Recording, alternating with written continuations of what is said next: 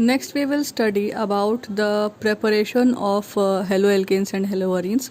First is the preparation of haloalkanes or haloarenes through alcohols.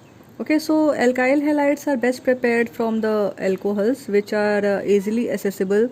The hydroxyl group of an alcohol is replaced by the halogen on the reaction with concentrated halogen acids. Phosphorus halide or thionyl chloride. Thionyl chloride is preferred because the other two products are escapable gases. Hence, the reaction gives pure alkyl halides. Okay, so this is the common reaction for the preparation of the alkyl halide from the alcohols. This represents your alcohol. Okay, so this is your any alcohol which when reacts with uh, uh, haloalkane, then in that case it produces this H2O group is removed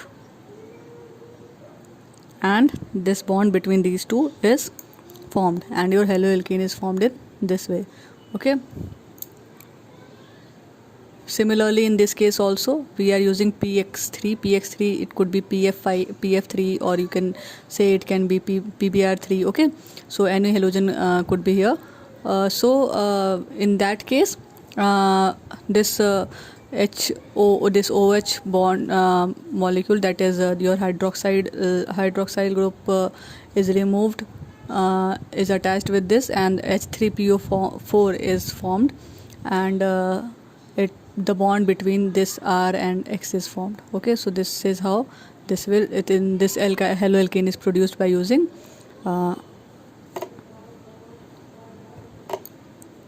this haloalkane is produced like this in this way by using phosphorus compounds. Okay, so next we have by free radical halogenation. Okay, so students, free radical substitution is basically done in the presence of sunlight. Okay, so UV light is here, is basically your in the presence of sunlight or heat.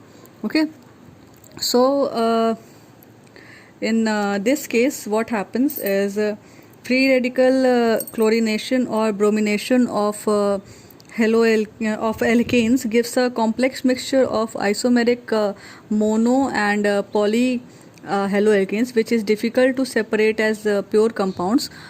Consequently, the yield of any one compound is low. Okay, so here you can see that this is your butane 1 2 3 4. This is your butane, which is when reacted with chlorine in the presence of sunlight, or you can say it is chlorination is being done here. Okay, so when chlorination is done on butane, then we have butyl chloride. Okay, then we have chlorobutane, or you can see here that on the second position is here is chlorine, so it is 2 chloro butane. Okay, so two compounds we have got here. One is 1 chlorobutane and the other one is your 2 chlorobutane. Okay, so as I told you earlier that in this case two types of compounds are formed, or two isomeric forms are formed. These both are isomers of each other. Okay, so two isomers are formed in chlorination or free radical halogenation, in which one is produced in a higher concentration and the other one in low concentration. Next we have by electrophilic substitution.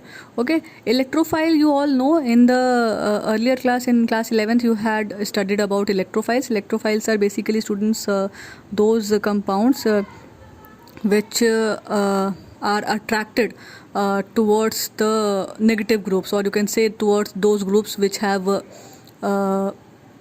electrons, extra electrons. Okay, so these are known as electrophiles, or you can, in short, we call them as electron loving groups. Okay, so electrophilic substitution reaction is done by reacting this aryl chloride or bromides can be easily prepared by this electrophilic substitution of arenes with chlorine and bromine respectively.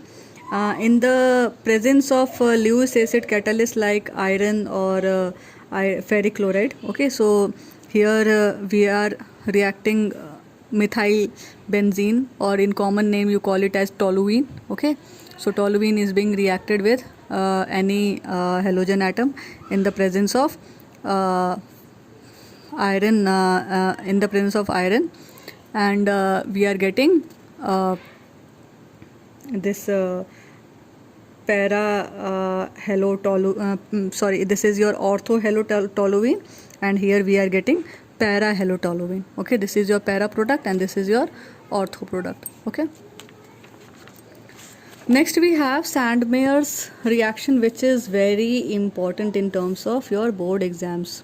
Okay, so in Sandmeyer's reaction, when a primary aromatic amine is dissolved or suspended in cold aqueous mineral acids, is treated with sodium nitrate, a diazonium salt is formed.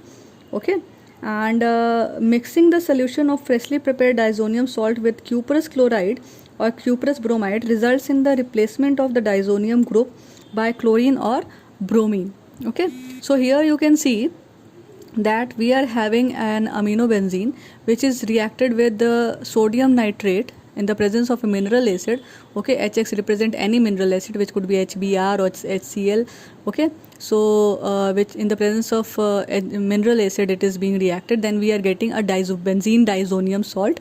Okay, this is the general formula of your diazonium salt. Okay, so this is your benzene diazonium salt. Remember this formula, this is your general formula of diazonium salt. Okay, so when this diazonium salt is reacted with the cuprous halide, any cuprous halide could be used here. Okay, it could be cuprous chloride or cuprous bromide. Okay, so here when it is reacted with the cuprous halide, then this diazonium group, this N2 group is replaced by this halogen atom. Okay, so this is removed, nitrogen is removed from here and halogen gets attached to it. Okay, so here it is shown by an example that benzene diazonium salt is when reacted with potassium iodide, then in that case this group will be replaced by iodine. Okay, so here you can see that this group is replaced by iodine here and nitrogen is being released from here. Okay, so this is your Sandmeyer's reaction, which is very important in terms of conversions also. So keep it in mind and study it well. Next one is your from alkenes. Okay, so in case of alkenes, it is reacted with the hydrogen iodide. Okay, and in that case this iodine group gets attached to the double bonded carbon atom.